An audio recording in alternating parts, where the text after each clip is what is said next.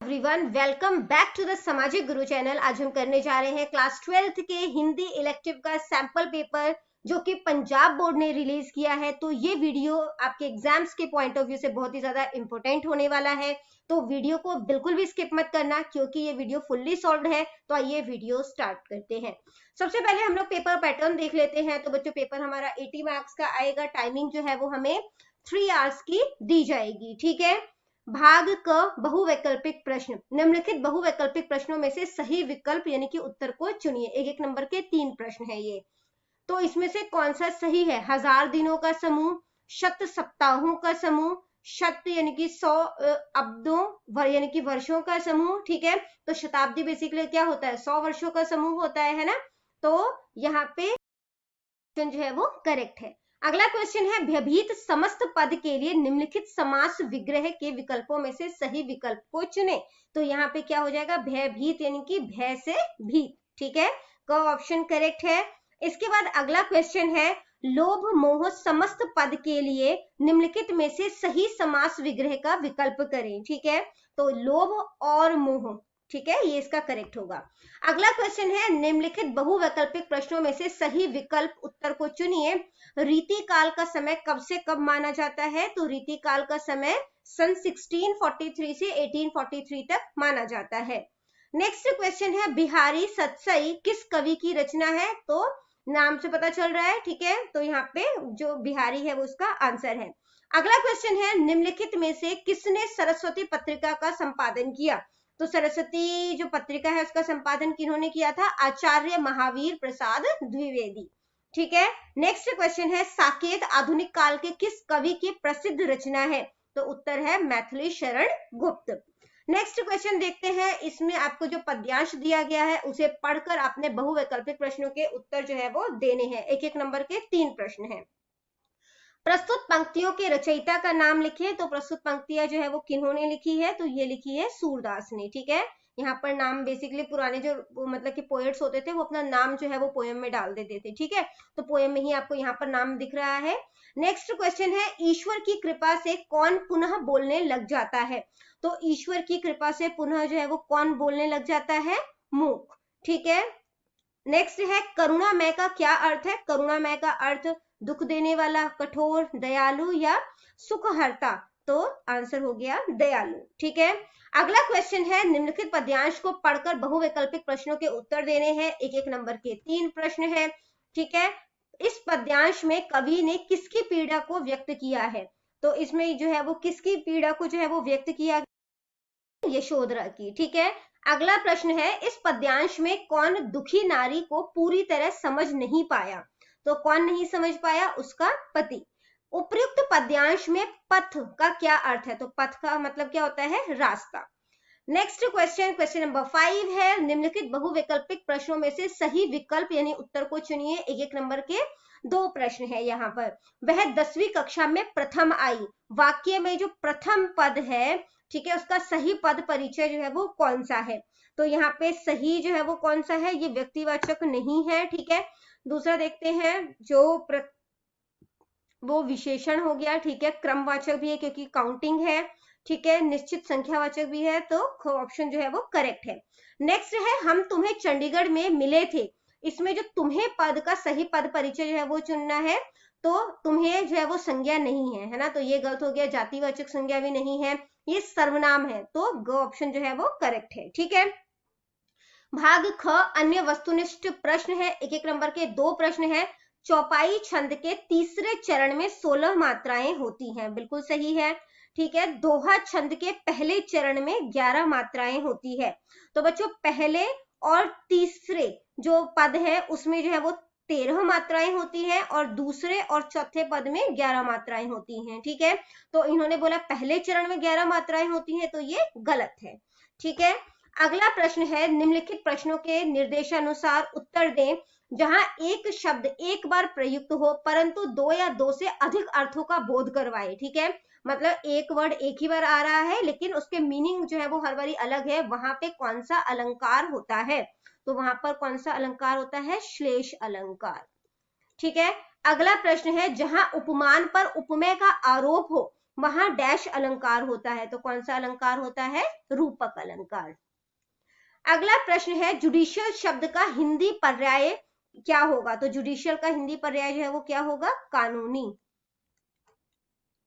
Next, selection board का हिंदी रूप जो है वो क्या होगा? चयन बोर्ड। अगला प्रश्न, प्रपोजल शब्द का हिंदी पर्याय हिंदी रूप यानी कि प्रतिपूर्ति होगा। तो नहीं, इसका मतलब क्या होता है? प्रस्ताव। तो ये क्या हो गया? गलत है। नॉमिनेशन शब्द का हिंदी पर्याय नामांकन होगा। तो नॉमिनेशन को नामांकन कहते हैं, इसलिए ये सही है। क्वेश्चन नंबर 9, निम्नलिखित प्रश्नों के निर्देशानुसार उत्तर दे। एक एक नंबर के 7 प्रश्न है। गुरु गोविंद सिंह निबंध के लेखक डैश है। तो गुरु गोविंद सिंह जो निबंध है आपकी बुक में, उनके लेखक जो है वो कौन है? डॉक्टर धर्मपाल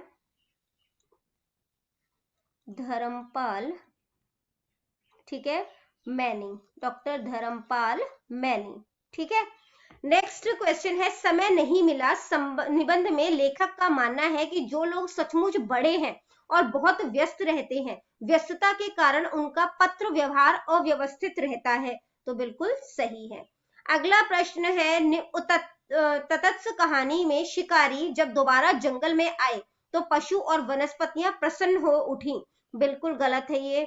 नेक्स्ट है, उपेक्षिता कहानी में लेखक की पत्नी का नाम क्या है? एक शब्द एक वाक्य में उत्तर दें। तो कहानी में लेखक की पत्नी का नाम क्या है? कमला।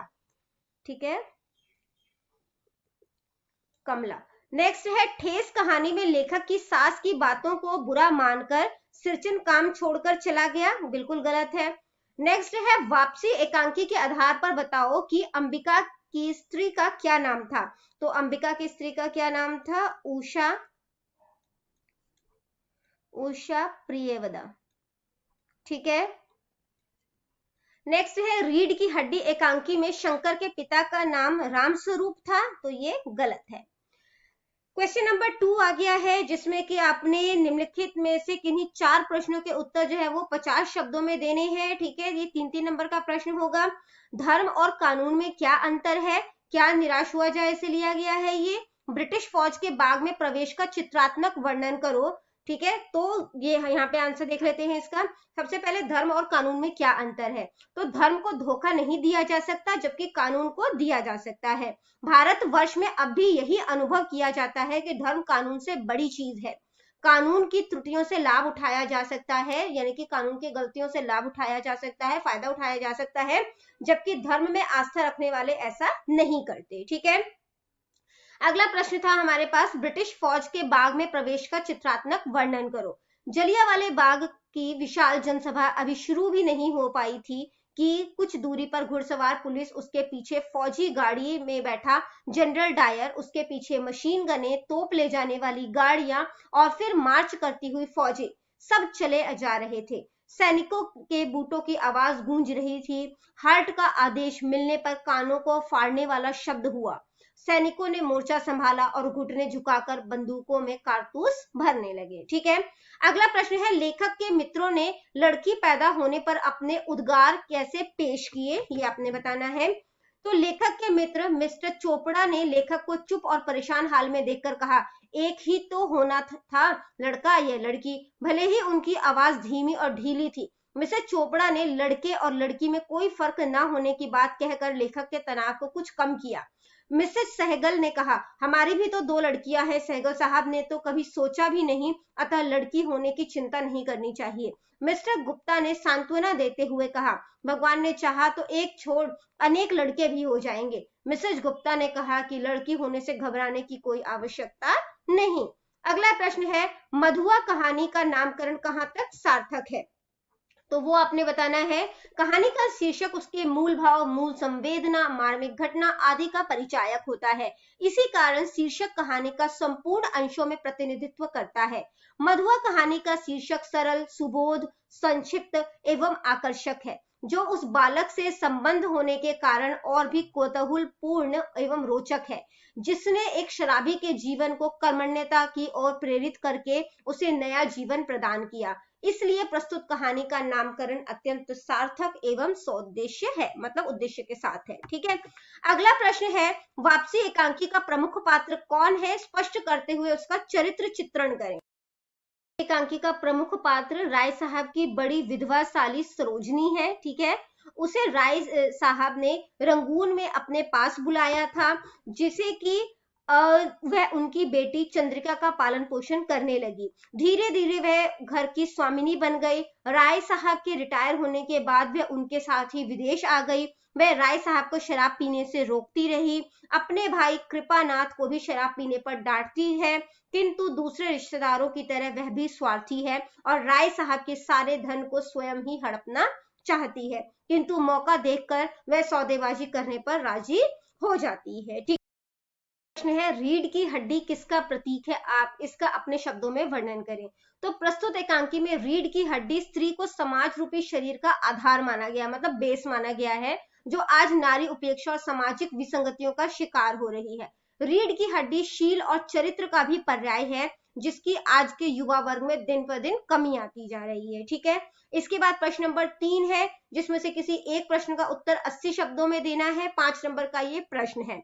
शॉर्टकट सब और निबंध का सार अपने शब्दों में लिखो। तो प्रस्तुत व्यंग्य परक निबंध में डॉक्टर संसार चंद्र ने आधुनिक युग के एक गंभीर यथार्थ को प्रस्तुत किया है, मतलब सच्चाई को दिखाया है। लेखक का मानना है कि आज की संस्कृति का दूसरा नाम शॉर्टकट है। इसके पीछे हम बेतहाशा दौड़ रहे हैं। हर कोई जीवन के हर क्षेत्र में शॉर्टकट को अपना रहा है। शॉर्टकट का इतिहास बहुत पुराना है। इसे जन्म देने का श्रेय पार्वती जी को है, जिन्होंने गणेश जी को तीनों लोकों की परिक्रमा का शॉर्टकट यह बताया कि वे भगवान शंकर की परिक्रमा कर ले। शॉर्टकट अपना कर गणेश जी विजयी हुए। साहित्य के क्षेत्र में भी आज लघु संस्करणों, कुंजियों, नोटों, मॉडल पेपर और टेस्ट पेपर का युग है। परीक्षा से एक सप्ताह पहले, 1 घंटा पहले शॉर्टकट का ही परिणाम है। इस दिशा में परीक्षा से 5 मिनट पहले के शॉर्टकट निकल चुके हैं। इसी तरह नाटक की जगह एकांकी और उपन्यास की जगह कहानी, प्रबंध काव्य की जगह मुक्तक का प्रचलन शॉर्टकट का ही परिणाम है। ठीक है, इसके बाद जो क्षेत्र में भी प्रेम विवाह शॉर्टकट के कारण प्रचलन हुआ है। आज माली सींचे 100 घड़ा, ऋतु आने पर ही फल लगने का कौन प्रतीक्षा करता है। शिक्षा के क्षेत्र में वाया भटिंडा परीक्षा पास करना शॉर्टकट के कारण ही संभव हो सका है। स्पष्ट है आज के युग में शॉर्टकट का ही बोलबाला है। गागर में सागर भरने मुहावरे का भी यही अर्थ है कि व्यक्ति थोड़े में बहुत कुछ कह जाता है, अर्थात शॉर्टकट से काम लेता है। अगला जो प्रश्न बच्चों आपको यहाँ पर दिया गया है वो है कि शारीरिक व चरित्र की दृष्टि से रीढ़ की हड्डी से विहीन है, आपका इसके बारे में क्या विचार है। चरित्र चित्रण लिखें। रीढ़ की हड्डी एकांकी के आधार पर जो है वो आपने यहाँ पर उत्तर देना है। तो शंकर वकील गोपाल प्रसाद का बेटा है। वह अपने पिता के साथ उमा को देखने आया है। अपने पिता के साथ साथ वह भी इस बात में विश्वास करता है कि लड़की सुंदर तो हो किंतु कम पढ़ी लिखी हो। किंतु जब पिता के उमा के उल जलूल सवाल पूछने के पश्चात उमा उसकी पोल खोल देती है कि वह पिछली फरवरी में लड़कियों के हॉस्टल के इर्द गिर्द घूमता हुआ पकड़ा गया था। वह नौकरानी के पैरों को पढ़कर अपना मुंह छिपाकर भागा था। हमारे विचार से शंकर शारीरिक और चरित्र की दृष्टि से रीढ़ की हड्डी से विहीन है, इसलिए वह अपने पिता से के सामने मिट्टी का माधव बना बैठा रहता है। चरित्र की दृष्टि से ही नहीं, पढ़ाई की दृष्टि से भी वह रीढ़ की हड्डी से विहीन है।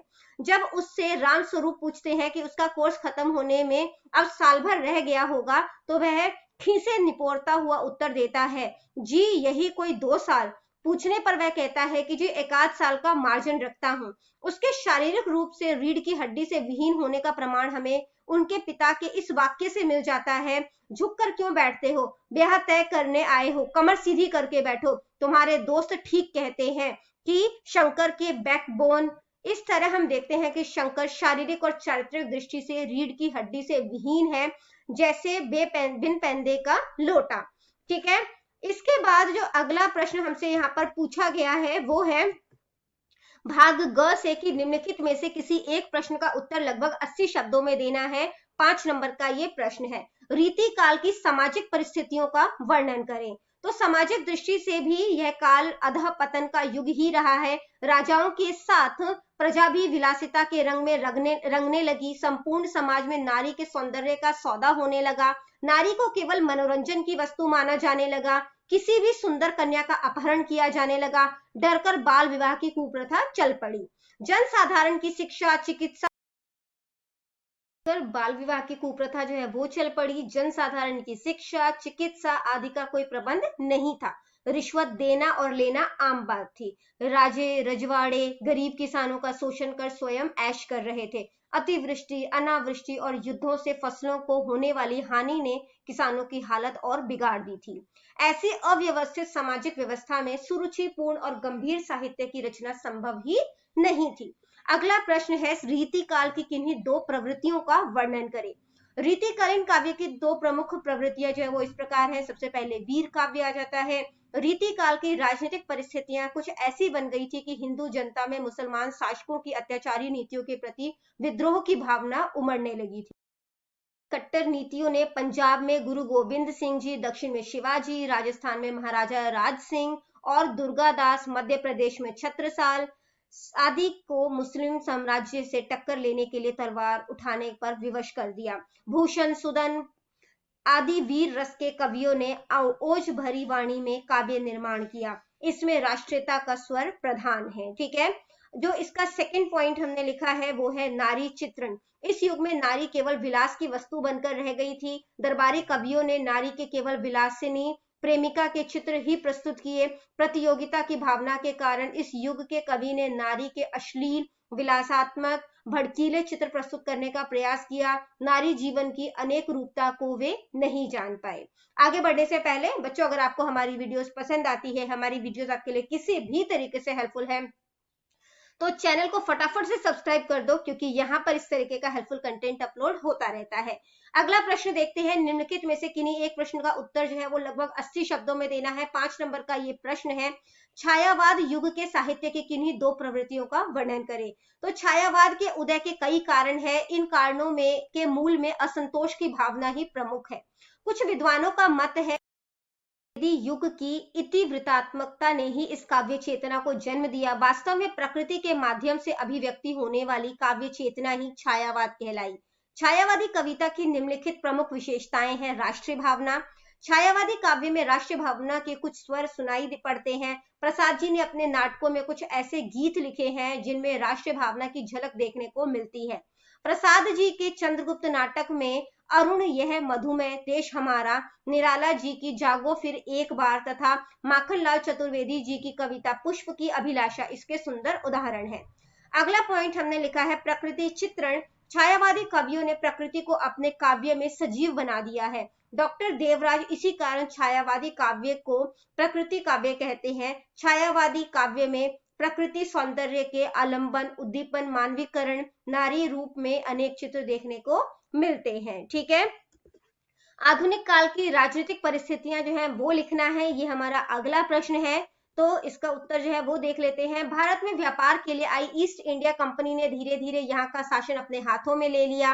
सन 1857 की जन क्रांति की असफलता से कंपनी शासन विक्टोरिया शासन में बदल गया और मुगल साम्राज्य का अंत हो गया। सन 1885 में इंडियन नेशनल कांग्रेस की स्थापना हुई। सन 1905 में बंगाल का विभाजन हुआ। अंग्रेजी शासन के विरुद्ध जनता का आक्रोश बढ़ने लगा। अप्रैल 1919 में जलियांवाला बाग के नरसंहार के बाद इस आक्रोश की आग में घी डालने का काम किया। लाला लाजपत राय की हत्या और सरदार भगत सिंह और उसके साथियों को फांसी दिए जाने की घटनाओं ने स्वतंत्रता प्राप्ति की भावना को और तेज कर दिया। अंग्रेजों ने फूट डालो और राज करो की नीति के अंतर्गत हिंदू मुसलमान को आपस में लड़वाने का काम किया। अंग्रेजों ने देश को जातियों में बांटकर अपना स्वार्थ सिद्ध किया। महात्मा गांधी के अहिंसावाद, क्रांतिकारी सुभाष बाबू यानी कि नेताजी और शहीदों के बलिदान के फलस्वरूप भारत को 15 अगस्त 1947 में स्वतंत्रता प्राप्त हुई, किंतु देश का एक बड़ा भाग पाकिस्तान के रूप में देश से काट दिया गया।